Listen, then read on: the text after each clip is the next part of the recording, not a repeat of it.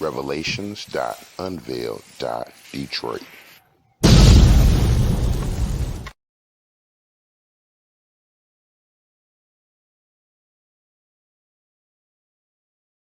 All praises to the heavenly, holy, almighty creator of infinity, eternity, the universe, and all there is. Hello, family. We are back together again. This is Revelations.Unveiled.Detroit. How are you doing, brothers and sisters of the diaspora and brothers and sisters of Detroit? Once again, we are with the privilege and pleasure having the company of a author, former professional athlete, father, man of action, man of the community, brother Lionel Dalton, coming to continue dropping the wisdom, the history, and experience of his journey. A man who is a survivor. So Brother Jelly is back to drop some more gems of knowledge and wisdom for us. It is a privilege, a pleasure, and honor to have him come by and visit our wonderful platform. Family, also review the links for the foundation. Go to Amazon and the other retailers to pick up a copy of his book. Be on the lookout for upcoming activities and events in Brother Lionel Dalton's enterprises. Also, if you are entertained, enlightened, or find anything of wonderful sort and contribution, please hit the support links in the bottom banner. Please subscribe and share. We love you. And we are going to bring on Brother Lionel Dalton so he can begin giving us an outline for the young brothers coming up, his collegiate years, academics, sports, relationships. All right, and we are bringing on Brother Lionel Dalton. Uh-oh, let me get my stuff. Where am I? Okay. Brother Dalton, good evening to you, sir.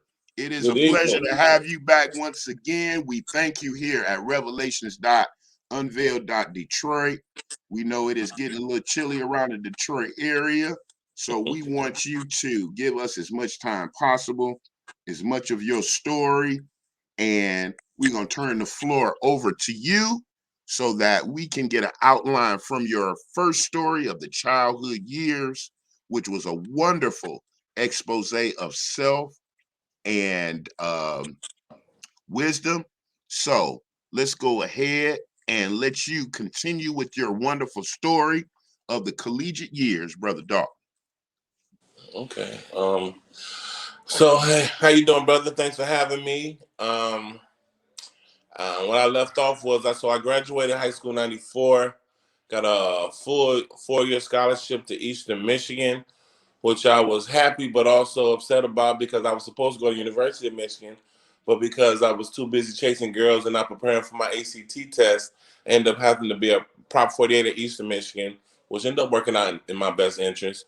So I moved into Eastern in '94. Um, my first year, I pretty much had to get my grades up to a 2.0 GPA so I can play the following year. Um, my second year at Eastern Michigan, they had a fifth year senior, so I didn't really get to play. So really, I only played 2 years of college football before entering the NFL. Eastern was a fun time for me. I originally went to Eastern to just happy to get out off my grandmother's couch and to try to hook up with as many girls as possible. I wasn't really even thinking about the league. For me, it was just an opportunity to get out the house and have a better life for myself, get a degree, and do something other than what everybody else in my family did, was work at the plant. Um, I was at Eastern for 4 years. We had spring ball, 2-a-days, all the above, and let me think about it. It was It was tough at first. I came to camp extremely out of shape. I think I was like 330 pounds. I was supposed to report at 310. Eastern was a lot of fun, partying, drinking. I think I drank way too much and I partied way too hard. But it ended up working out for me in the end.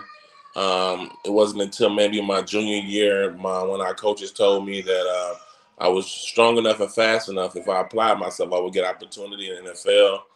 I took advantage of his tutelage. Rick Rasnick, rest in peace, it was my head coach, and the rest is history. Easton was such a blur, brother. I'm gonna have to have you ask me some questions because most of my time in Easton, I was either drunk or in the clouds. My, those were some wonderful years for me, brother. It was as many brothers that qualify, as you say, that can go to college. I definitely advocate it. One, it expands your mental universe. You get to see the different cultures of people, the different lifestyles. You get Yes. to see those various colleges and courses of study. And then you find out how smart you are and how many other smart people there are. So Yeah. it's a total shift of, us coming out of a urban center and then Yeah. going to a place where your duty is to perform mentally and in your Right. case physically as well. Yeah. So going back now with that transition from the I don't like to say the streets of Detroit, but from our environment going into college, and you were talking about the ACT and lacking off and being able to go to Michigan. Right. When did academic responsibility kick in for you? Um, when I started to take it seriously is when I was eligible after my Prop 48 year to play the following season, and I was told I was not eligible to play my junior season, but I had no idea I could go to summer school and get my grades up. So I ended up going to summer school, and that's when I started to take school seriously. Was my junior summer of my junior year because I knew I wanted to play, and it was going to be my time. Actually, I was going to get a lot of PT this year, particular year, and so I started to buckle down and take my classes a lot more seriously. I ended up getting a serious girlfriend, so she can help me with my classes as well. And so I think my junior year is when I really decided, okay, I got to do this. I got to stop playing. I know I've had a great time these first 2 years, but I need to take this seriously. Coach said I could make it to the NFL if I apply myself, and I didn't want to be in the same situation where I missed my opportunity to go to Michigan because it was my fault or my lack of preparation or taking my education seriously. And so I decided to buckle down. I really started to really get into the books my junior year. Excellent. You see, I found a picture of you in your college days. Now, Yeah. a thing for me when I transitioned to college was, coming from the Detroit public school system, and then now you're at a university. It was a culture shock in terms of the level of information, we had to study or learn or were introduced to than my background at high school. Did you experience a similar thing where you were like, man, this is I haven't seen this before. The material, the work. The work was definitely a lot more strenuous than they prepared me for coming up in Detroit public school system. I think they're like 2 grades behind every other city in the Michigan area. But it was definitely a culture shock. I think it was my first time actually being around so many Caucasian people. My school was, pretty much predominantly all black. Only white person in my school was the science teacher. So it was definitely a cultural change. Um, that was the first time I actually considered actually dating outside of my race. Was up at Eastern Michigan, and it was just a whole learning experience. And like I said, I love culture. I travel a lot, so I enjoy meeting people from different cultures and learning about where they were from and their different traditions. So outside of me, outside of football, it was fun for me just to learn different cultures and be around different people from different parts of the world. Okay. Now, just for the athletic brothers who have that potential and promise, fill us in on that Prop 48 situation as it pertains to the So Prop 48. Can you hear me? yes.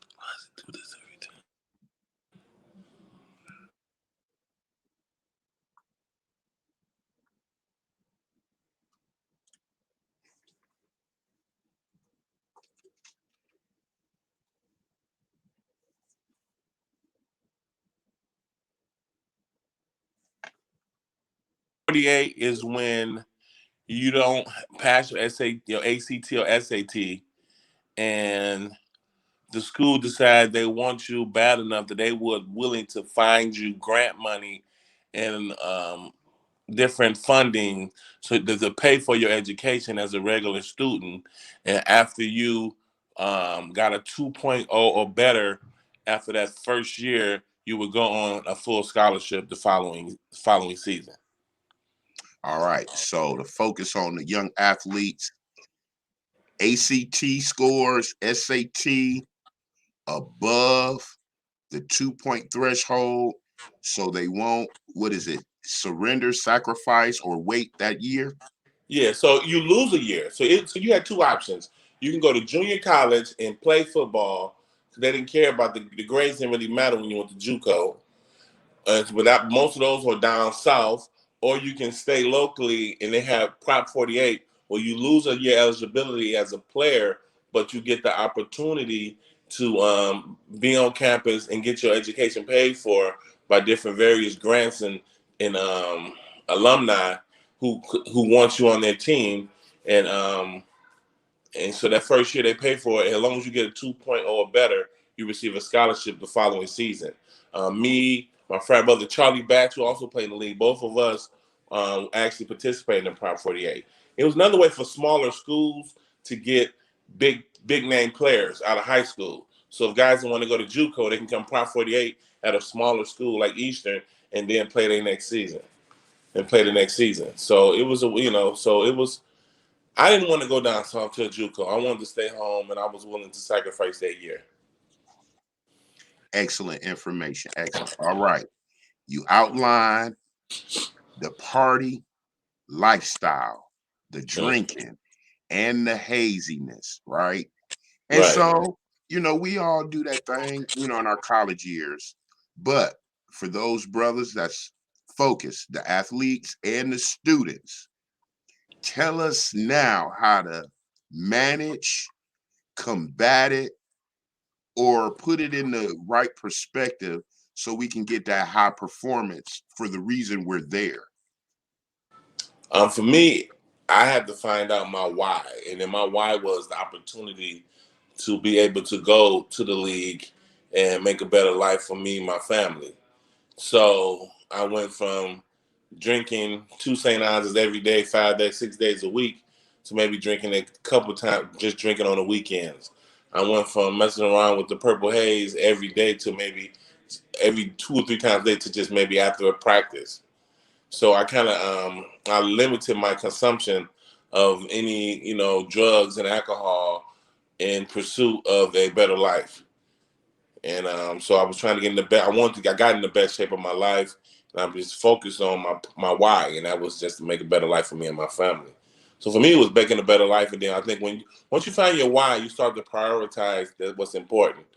And what was important to me was a better life um, than the one I had growing up for me and my mother and my family.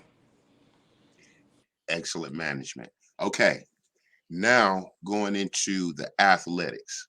You come from the Detroit Public League. Now Uh-huh. you on the college scene. You have a diversity of players, coaches. They all have, their performance excellence to get them there. How was that transition when you hit that level of competition? To be honest with you, Um, Football at Eastern Michigan for me was very easy because I think, like I said, I'm supposed to play a level up at a better school. So it would come to the point I would just get bored because I was just better than everybody. That I went against at Eastern. Like my best games at Eastern was when we played big schools. We would play Western, I would play average because I would just be like it'd be like a man playing with a bunch of boys. But then when we played Wisconsin, Syracuse, um, Iowa, any of those big schools, those were the games that lit me up, and I played really well, and I took them a lot more serious. I know there was a lot more scouts there. So for me, just the transition was pretty easy outside of the conditioning. The conditioning was a lot harder. That was hard for me because I don't like running, and in college, it's a lot more running than it is in high school, especially for the linemen. But outside of the conditioning part, I was like a man among boys because everybody was just not as strong and fast as me at Eastern Michigan. Okay. Now, give your dimensions again when you got there, your size, your weight, your I position. was 6'2", 200, well, not 200, 340 pounds, and I ran like a 4.8, and I bench pressed about 480 pounds. And what is a defensive lineman's duty on the field? Pretty much to penetrate the line of scrimmage and get whoever has the ball, the quarterback, the running back, the receiver, and take them down before they get 10 yards up the field. All right. So now for them up and coming athletes, in terms of time management, give us your day as a student athlete in terms of you wake up Mm. and then at the end of that day you go to bed. What is that days of activity of dealing with your sport and academics? Okay, so like I said in the beginning, I was partying a lot. So I get up at 6 o'clock after partying until about 2 o'clock. Go to spring ball. We be at spring ball for 2 hours. After spring ball will be from like 6 to about 8:30. We would shower, then go to then my first class will be around 9:30. Be in class from 9:30 to about 1:30, and then around 1:30 we would go back eat, and then go out for our second, and then we go out to our padded practice that afternoon. That would start around 3:30 to about 3:30 to about 6 o'clock. We would go, that's watching film, practice watching film, and also conditioning. Then we would go back, probably grab a couple beers, have a little purple haze, and party again. So that was my first 2 years. Now, once I got serious about it, it would be spring ball. 6 o'clock in the morning, I would practice. I would 6:30, 8:30. I would go to class. Then I would just go hang out with my girlfriend. We would do our homework together. I went to bed. She would cook dinner. I would go to bed and get up and do it all over again. So my last 2 years, it was very serious. I took it like a job. My last 2 years of playing, and I took it very seriously. And I didn't spend a lot of time lollygagging. I would hang out with my boys, but it would only be on the weekends. During the week it was pretty much school and football and my girlfriend. All right, man, you just lead it into the excellent segues. All right, we got a student on campus, a student athlete who knows he's playing as a man amongst boys. Us normal guys, we always have our dreams to be spectacular on a field of glory, and we want the money and the women and all the accolades, right? Right. Now, how do you navigate the relationships with the ladies in these capacities? Because they know you playing ball, and they know what the end game could be of you going to success and riches and all of that. For you or the brothers coming up dealing in relationships, how do Hmm. we vet? How do we discern? How do we get to the point where you dealing in a you still can you hear me?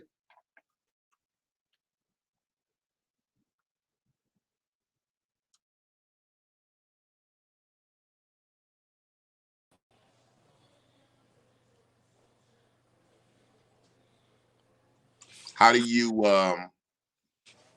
manage the the attention from women and the attention from women. How do you deal with that being a sports college athlete? Well, I was in college, so if I wasn't married, in my mind, I was single. so, so I had my serious girlfriend who I spent most of my quality time with, and then I had the weekend girlfriends. If you know what I'm saying. Yes. So, like in the beginning, it was just a free fall. I was just wild and partying. Who wants to party? Who wants to play? Let's go play. And then as I got later on, that me messing with whoever wanted to play, I had a selective few, maybe two and a possible. You got the main one, you got the one you can call once in a while, and you got the one you can call when both of them are tripping. So that one you can call at 2, 3 o'clock in the morning, and she don't care what you come over. So, so I had a rotation about 3 when I was at Eastern, and it was a lot more. It sounded like I was wilding, but it was a lot more steady for me because I knew exactly if this didn't work, I had a plan of what I was going to do, and I had the 3 options. I didn't have I wasn't out this hunting all the time. I already had what I wanted. I just had to pick which one. I had whoever was ready for the night. That's who I was going to hang out with. Understand? If that makes sense.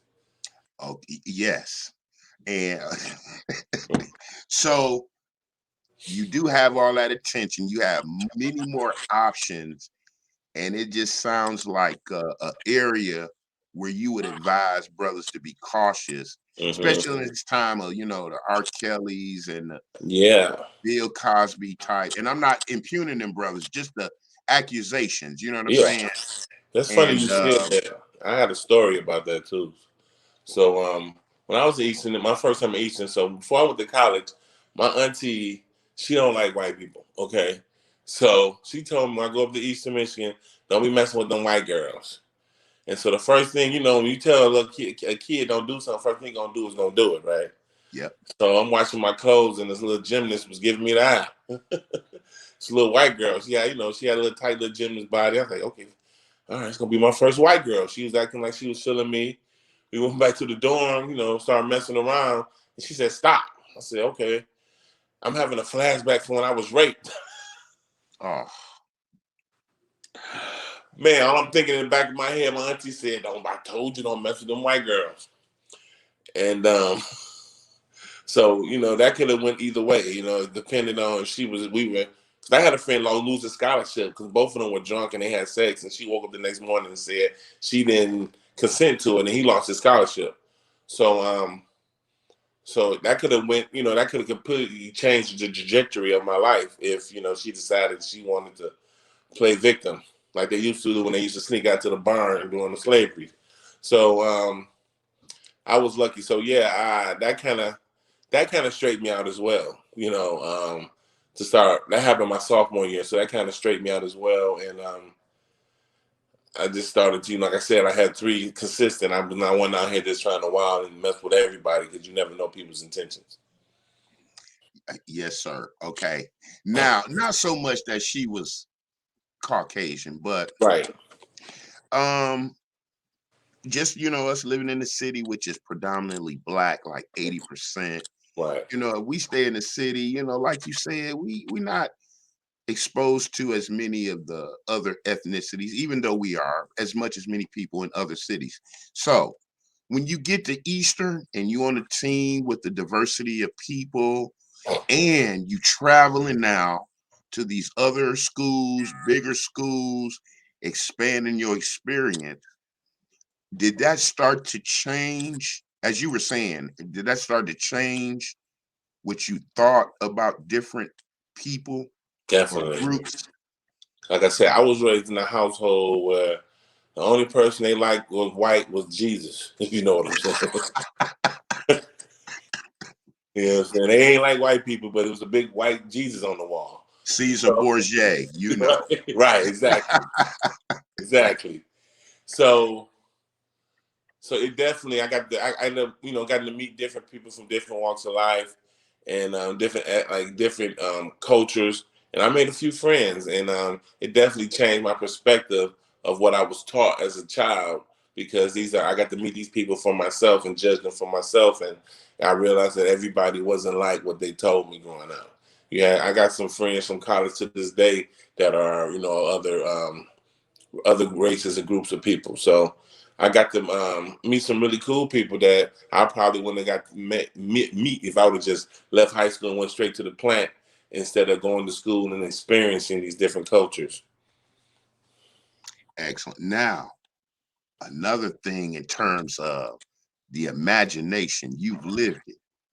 Give us a game day, a big game. Mm-hmm. Tens, thousands of people are there. You are on the field. You are performing. Tell the prospective brothers coming up what that feels like, what it's gonna feel like, what they need to be ready for. Well, the big game for me, it was like more of an opportunity to be seen by scouts. So like my best games, like I said, was just the big schools. And my best best game of my collegiate career was against Marshall because everybody wanted Randy Moss. So those games were very serious. For me, I didn't really. It's exciting, man. It's exciting. You know that you're going to have an opportunity to showcase your skills on a grander stage. And, coming from Eastern, you might not have as many professional scouts. We had a few because everybody wanted Charlie Batch. But when you go, you got an opportunity to like, okay, they coming here to see Charlie Batch, Randy Moss, and Chad Pennington, who was Randy Moss' quarterback. But in my mind, they come in to see them. If I make a great play, they're gonna ask who is that guy. And so for me, it was very serious, and it was a time for me to shine and to show the world that I can play on that. I can play on the next level as well. So I took those games very seriously. I didn't joke. I didn't play. It was exciting because in those stadiums, it was so loud. When you make a big play, you feel like a god because you hear them screaming, and it's an adrenaline rush. It's excitement. It's opportunity, and it's just like I said. It was a time. It was a chance for me to show that. Listen, I know you want these guys, but look at me. I'm here too. Excellent. All right. So tens of thousands of people is deafening for the brothers playing football. And in your position, what are the stats scouts need or want, or that must be maximum for them to see you? For me, it's consistent pressure on the quarterback. It's you mean like how do I need to perform for them to want to recruit me? Yes. Well, each position is different, but what they Yes. like to see is consistency, relentlessness, constantly running to the football, no matter if you um not supposed to make the play, you're making an effort towards the play. They looked at tangibles, technique, endurance, sportsmanship, and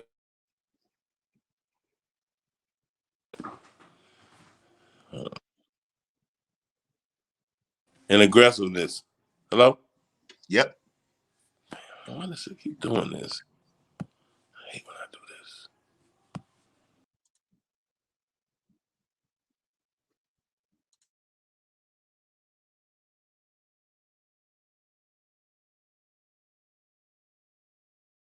And aggressiveness. Yes, sir. Okay. Now, I want to know, like you were talking about, the Chad Penningtons and the notable names in college, the scouts who going to be there, you on the field and you making it happen. So you were telling me about the coach. Mhm. At what point in time did you know you were going to the league? When I got invited to play in the All-Star college All-Star game. I knew I had a shot because I had some great games against some really good players. And but when I was invited to the Hula Bowl All-Star game, that's when I knew I had a chance. And I got to show my talent against all the best athletes collegiate athletes in the world at the time, and that played football. Okay. Now, this was the Collegiate Years, Eastern Michigan University. Manhood, maturation, academic assimilation, sports performance. Tell me a couple of the best times you had in your college days. Best time as playing or just off the field? Off the field, off the field. My favorite time was going to the Hula Bowls. My first time off of the continent of the United States and just experiencing a different culture, the Polynesian culture. I think that sparked my interest why I love to travel now. Just going to Hawaii, um, getting a lot of attention as an all-star from like all the girls on the island. Actually dated a girl on the island for a little bit. Um, and just getting the attention for as being someone special and doing something great. And like, they say your number go up. I went from dating sixes, fives and sixes to eights and nines. So I had a lot more pretty women giving me a lot more attention. Because of the Occupational status. hazard, huh? Yeah, occupational hazard. I enjoyed the perks of my career. All right. Now on the other side, now outside of that little situation with the gymnast, what was a day that wasn't so good, but you learned something? Draft day. Ooh, okay. Because I was predicted to go third round and I never got drafted. So I thought that my career was over. So I went in the basement crying, blah blah blah, mad, thinking I wasn't gonna make it. But then I got called and they told me it was something called an undrafted free agent. Well, it's like being a walk on in college. And so I got my opportunity, even though I thought it was over. So I had given up and not really thought about any other options. I didn't do any research, knowing that I could be an undrafted free agent. And so I took the opportunity as an undrafted free agent, which I think was the best thing that happened to me because I became even hungrier to prove to the team and other teams that they messed up and they picked the wrong guy. And so, like I said, I went to Baltimore. They picked a guy by the name of Martin Chase before me. And he ended up being on practice squad. I ended up being on the active roster because of my attitude and the chip I had on my shoulder from not being drafted. And I played a lot harder and I outworked him.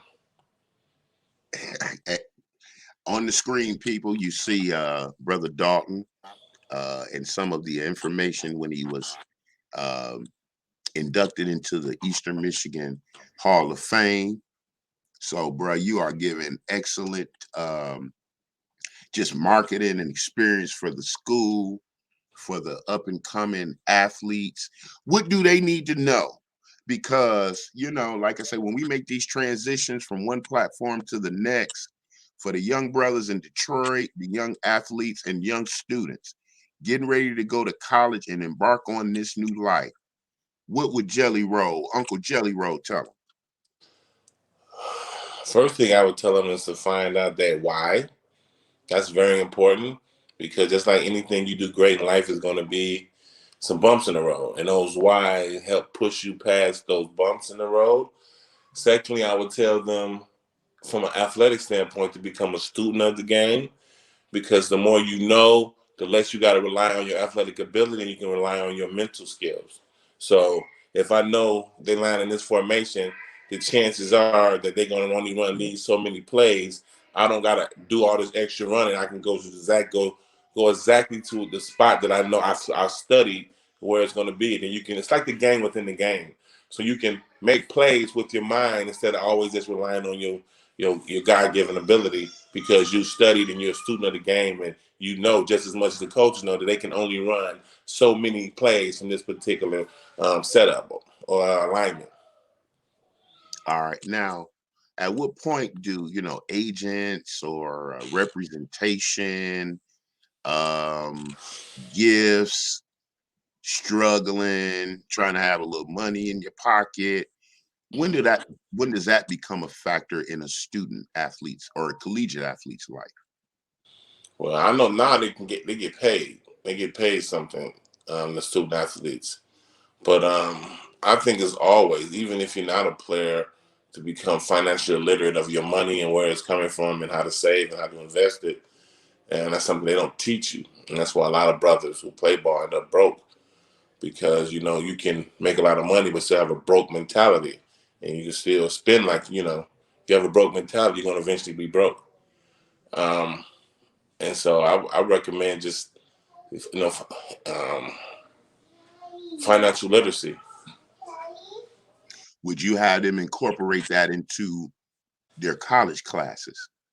I would have them incorporate it as soon as possible. They can learn in high school. My Jewish friends learned this in middle school.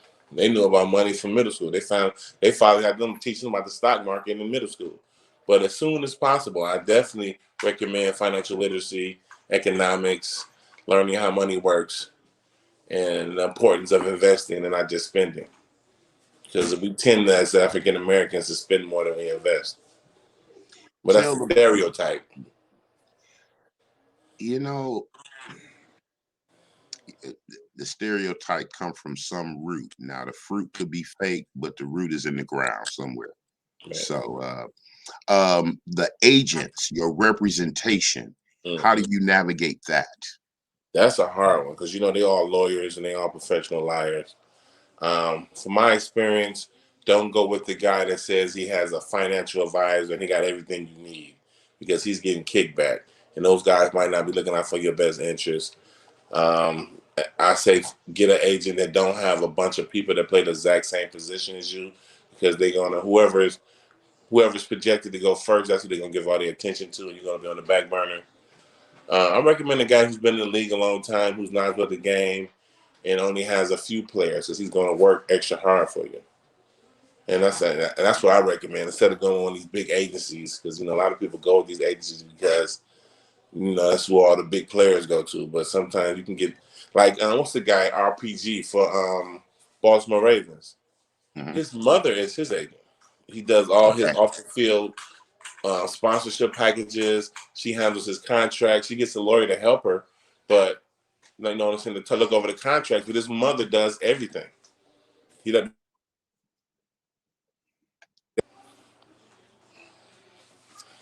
have this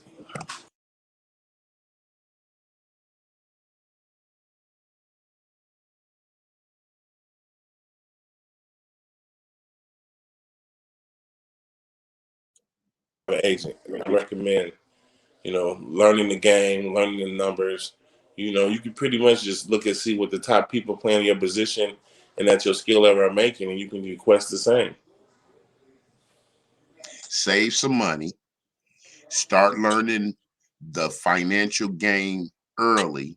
Hmm. If mama and daddy gonna be there at every game, they should be learning too.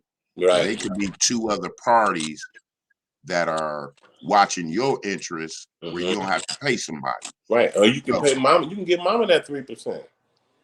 You know what I'm okay. saying? You can get mama that So 3%. Instead of paying that agent, because the agents get 3% of every year, every pay cycle. So every year, they do it in years. So you get a 5-year contract. Each year can be different. So each new year, the agent gets money. That can be going to mama, or a family member that you trust. Because if you can pay a lawyer a flat fee, it'd be way cheaper than paying somebody 3% every year. I heard LeBron's his sports representation is one of his boys, Right. and he's not even a college degree person, but he's representing big star names Mm-hmm. and making it happen. Yeah. So you letting some brothers know in terms of the friends that they know are of that mind, family members of that mind, that once it's recognized you could be on that path, we Right. all should be in that learning game. We're gonna save money, and that sounds like a building of legacy Mm-hmm. and within the family. That's fantastic. Yeah. Fantastic. All right, brother Jelly. These were some more gifts of wisdom. I hope you are free in the preceding days as your time will abide and as the Lord wills. Let me make sure I get your stuff on the screen. If we come back, I want you to go in and we'll start with the NFL segment, and you can give us all those glory stories, the traps, the pitfalls, the highs, the lows, the relationship, and your continuing growth as a man. So, all right, we got the foundation on screen, family. We got Brother Dalton's book on the line. This was Lionel Jelly Roll Dalton, The College Years. You have any parting words before we start our relaxation for the evening, brother? Man, parting words, man. Shoot, put the Most High first, and shoot, everything else will work itself out. You said it. All praises, all praises, all praises. So, family, me and Brother Dalton, we sure do thank you for giving us the time and the space for us to talk to you and come with our little humble contributions to right and righteousness. So we're going to wrap it up.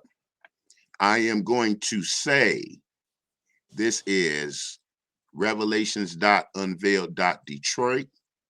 I love you. I love you. I love you. And until we are together again. Revelations.Unveiled Detroit.